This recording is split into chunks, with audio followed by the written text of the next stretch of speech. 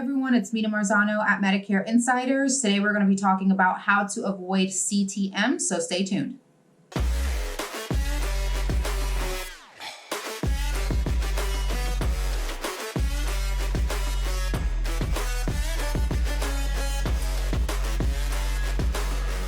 So if you're a licensed agent and you are offering Medicare Advantage, you want to avoid CTMs at all costs, right? There's not a whole lot more else to say than that, right? We could be in jeopardy of losing our carrier appointments and maybe even our license if we get enough of them. So we don't want any complaints filed against us stating that we were either misrepresenting information or misleading our clients. Anything of that nature, we want to try to avoid it at all costs. And the way to avoid it is in the relationship with the client. So today's video, I'm going to be giving you some tips on how to relate to your client, not so much how to do a compliant sales appointment. That's absolutely important and you need to know how to do that. And if you need resources, check out another one of our videos or contact us directly. We do have a checklist put together of all of the elements that need to be included in a compliant sales call.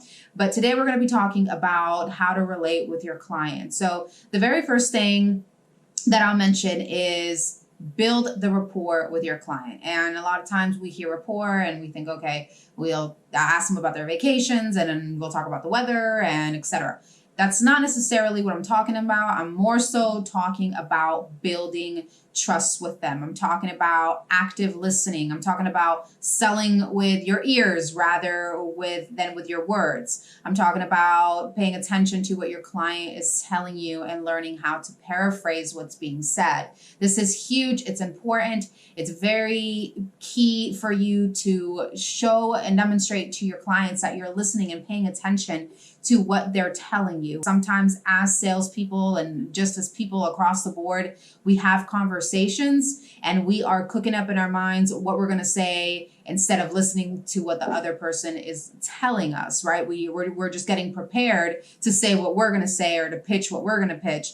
And really we're not taking into account fully what the person is telling us. So listen actively, and a great way to listen actively, I just mentioned it, is paraphrasing. So if someone tells you something, right, if they tell you how they love their primary care doctor or how they might be scared to lose their primary care doctor, that you can reiterate that back to them.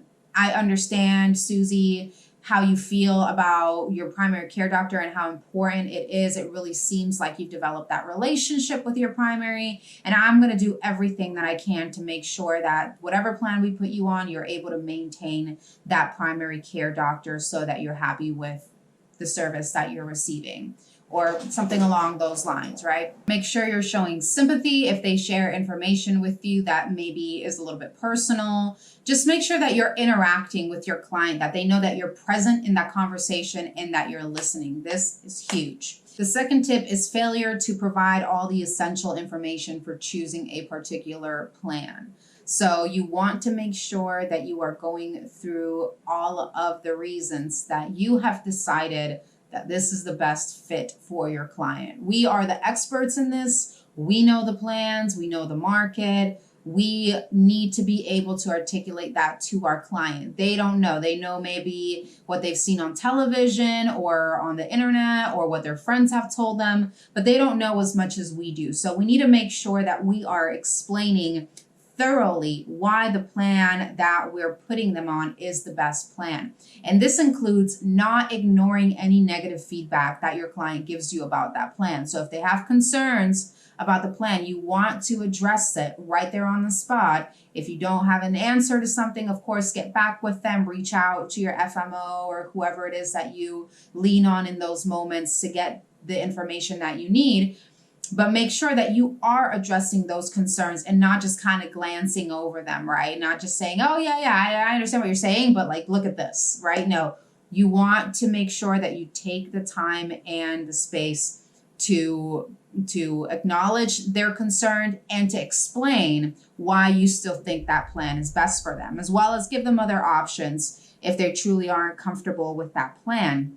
You want to give them ample time to consider the pros and cons of what you're telling them, right? So sometimes as salespeople, naturally we want to close the sale, and that's always good. Right? It's good to try to lock it down and not try to leave a lot of room between the time you have that conversation and the time you close the deal. However, there are times where you do need to kind of back off, let that person reflect a little bit, think over their options. Doesn't necessarily mean that it has to be another appointment, but maybe within that same appointment, giving them a couple of minutes to really look over certain information or give it some thought. That's probably going to help to increase their trust that you're actually trying to help them make a decision that they feel comfortable with, instead of feeling like maybe you're just imposing something on them or pushing a plan their way that maybe they're not 100% sold on and satisfied with. So make sure that you are acknowledging those concerns. This is huge, because if you don't acknowledge the concern, guess what? Somebody else is going to acknowledge that concern. They're going to call somebody else is going to call them,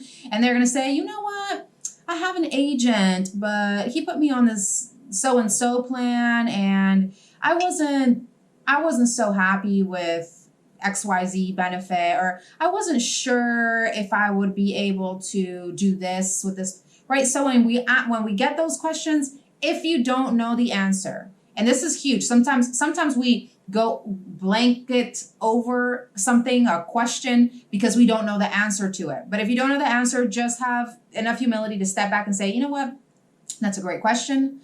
I don't have the answer for that at this moment, but let me go ahead and get that answer. This is where, if you work with an FMO, comes in handy all the time, right? Call your FMO in that moment. Hey, can you answer this for me? Can you help me find the answer to this, right? If you need to step back and do a little bit more research on your own, you might have to schedule that secondary appointment, but it's important that we are addressing the concerns that our clients have so that another agent doesn't come up behind us and do the job for us. And the last tip is, don't miss any cues that your client is giving you. So sometimes things aren't straightforward. Sometimes you will have the people that you talk to who are very transactional. They are very upfront about what they want and what they don't want.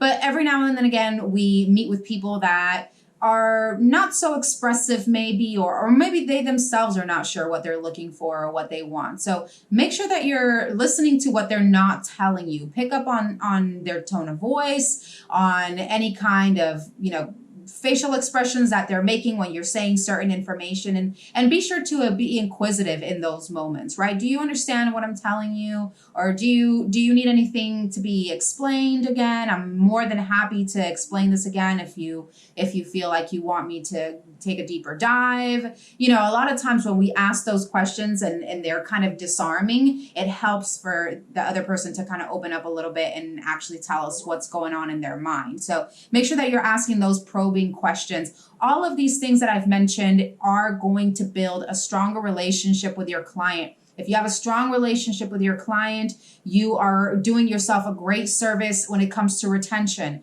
They're not going to be as quick to jump to the next agent because they know that they can trust you. They know they build that relationship with you. They know that you address their concerns and that you are doing everything for their best interest. So that's really it for today, guys. Make sure that you're keeping these things in mind as you have your appointments. Build those relationships, listen well, be inquisitive, and make sure that you answer all the questions that are being thrown your way in the time that they are, and not glossing over anything with your client. So that's it. Thank you guys for tuning in. As always, like, comment, share, subscribe. You can go on Facebook. We do have a Facebook group called Medicare Insiders if you want to become an insider.